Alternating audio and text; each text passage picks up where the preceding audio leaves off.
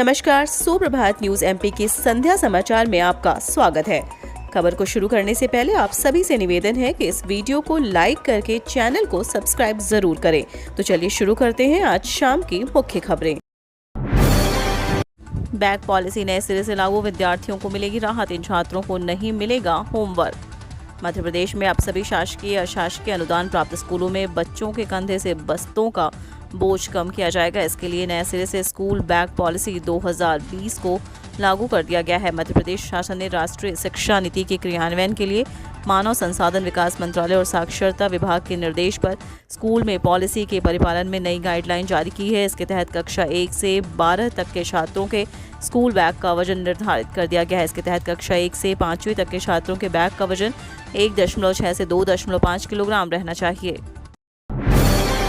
MP के 46 लाख बिजली उपभोक्ताओं के लिए अच्छी खबर, प्रतिवर्ष 8,000 करोड़ की सब्सिडी, 15 जिलों को लाभ। मध्य प्रदेश के बिजली उपभोक्ताओं के लिए राहत भरी खबर है। मालवा निमाड़ के 15 जिलों के लगभग 46 लाख उपभोक्ताओं को 8,000 करोड़ रुपए की वार्षिक सब्सिडी दी जा रही है। खास बात यह है कि सिंचाई के सामान्य बिलों में 93% तक सब्सिडी और घरेलू बिल में 84% तक सब्सिडी दी जा रही है। ऊर्जा मंत्री प्रद्युम्न सिंह तोमर ने कहा कि राज्य शासन जन कल्याण के लिए प्रतिबद्ध है। बिजली उपभोक्ताओं की भी भरपूर मदद की जा रही है। राज्य शासन हर वर्ग के उपभोक्ताओं का ख्याल रखती है, जिससे विकास कार्य सतत चल रहे हैं, राहत भी मिलती रहे। मध्य प्रदेश पश्चिम क्षेत्र विद्युत वितरण कंपनी इंदौर के प्रबंध निदेशक अमित तोमर ने बताया कि गृह ज्योति योजना में लगभग 32 से 33 लाख उपभोक्ता औसत रूप से प्रति माह लाभान्वित होते हैं। सरकारी कर्मचारियों के लिए बड़ी खबर, रिटायरमेंट एज वृद्धि पर ताज़ा अपडेट। आगामी चुनाव से पहले मध्य प्रदेश में सरकारी कर्मचारियों अधिकारियों के रिटायरमेंट एज बढ़ाने की मांग ने जोर पकड़ लिया है।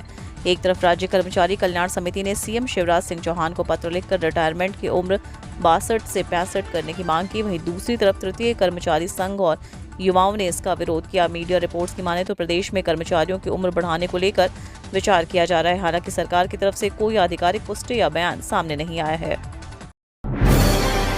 16 अक्टूबर को परीक्षा, विभिन्न पदों पर होगी भर्ती।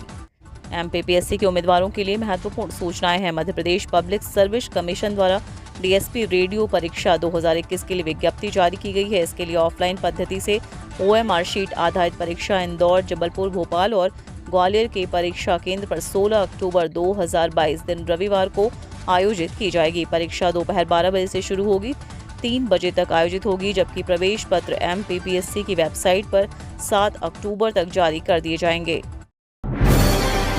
राम वनगमन पथ में आने वाले सिद्धा पहाड़ पर नहीं होगा खनन। सतना जिले के चित्रकूट के पास राम वनगमन पथ पर स्थित सिद्धा पहाड़ पर खनन नहीं होगा। राज्य सरकार ने इस पर रोक लगा दी है। खनन के लिए पर्यावरणीय अनुमति के लिए मध्य प्रदेश प्रदूषण निवारण मंडल ने 26 सितंबर को लोक सुनवाई आयोजित की थी। इसको लेकर भाजपा और कांग्रेस के स्थानीय नेताओं ने आपत्ति करते हुए जन आंदोलन की चेतावनी दी थी। मुख्यमंत्री शिवराज सिंह चौहान ने शुक्रवार को सतना जिला प्रशासन को कार्रवाई रोकने के निर्देश दिए। उन्होंने कहा कि उत्खनन किसी कीमत पर नहीं होगा। सिद्धा पहाड़ जैसे अमूल्य सांस्कृतिक धरोहर के स्थान है, जो हमारे आस्था और श्रद्धा के केंद्र हैं, उनकी पवित्रता को अक्षुण्ण रखा जाएगा। 50,000 रुपए प्रति हेक्टेयर की आर्थिक सहायता।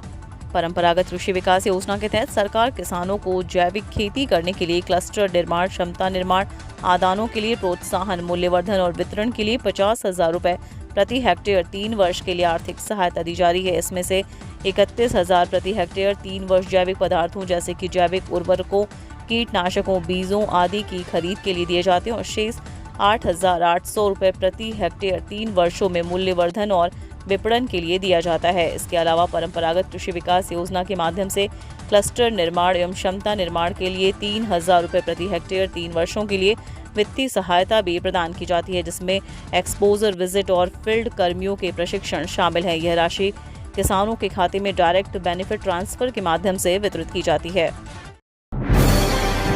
5 दिन मिले सिर्फ 45 संक्रमित, 3% से कम रही संक्रमण दर। संक्रमण की गंभीरता लगातार कम हो रही है। पिछले 5 दिन में इस शहर में सिर्फ 45 संक्रमित मिले, वहीं ठीक होने वालों की संख्या 81 रही। विशेषज्ञों के अनुसार यह राहत की बात है कि संक्रमण नियंत्रित हो रहा है। इस वक्त हमें सतर्कता की जरूरत है। आने वाले कुछ माह हमने कोरोना गाइडलाइन का पालन कर और लिया तो संक्रमण लगभग समाप्त हो जाएगा। कृषि महाविद्यालय की जमीन को लेकर नहीं टला संकट, जारी है विद्यार्थियों का आंदोलन।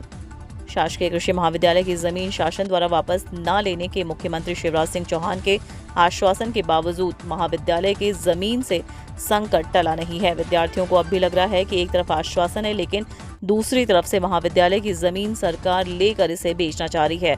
इसी को लेकर विद्यार्थियों का आंदोलन जारी है। विद्यार्थियों ने महाविद्यालय के गेट पर पूरी तरह तालाबंदी कर दी और सरकार के निर्णय के खिलाफ विरोध जारी है।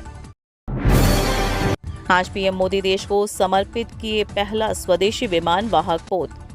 कर्नाटक दौरे के दूसरे दिन आज प्रधानमंत्री नरेंद्र मोदी सुबह 9:30 बजे कोच्चि के कोचीन शिपयार्ड लिमिटेड में पहले स्वदेशी विमान वाहक पोत INS विक्रांत को देश को समर्पित किया।